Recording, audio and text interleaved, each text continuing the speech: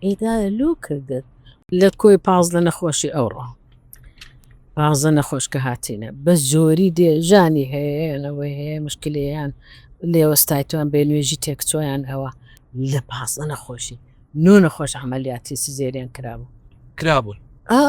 نۆ یعنی گەیشتی تامری 45 شەیە بەڵام پێشتر دوو منداری بوو ئەمە سی سزێریان کرا سزێریان یعنی چقوی لە بەزجینێن قەیسەری ئیدا لوو کردت وڵا گۆتی دەنادەمری وڵا گۆتی ئاوی کەمە وڵا گۆتی کەیفێ خۆتە زەخت زۆرە وڵا شەکرتەیە چ شەکرتەیە شەکر علاج دەکەی زەختتەیە دەرمای زەختی دەخۆی ئەدیەت دووسەیە کردبووە لە دوای چقل لە بەزجی خۆتنا خەتای تووشە ئەو جا خەتای دکتۆرەکە لە بەرێک شتێتی ئێڵا لەبەر دووشتە لەبەر ئەوەی نایەوێ کاتی کە ئەوش نەژانی هاتەیە ئەویش دکتۆری ئەو ژنەی بی چاودێری بی 6 ساعتان 2-3 بستەوە سەری یانە تاوەڕقەچی لە دەنووسی بچیتە ولادەی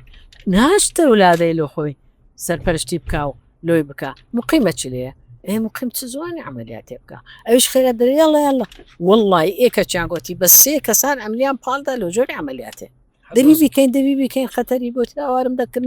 ناکەم ئەمنیان بردە بە عملیات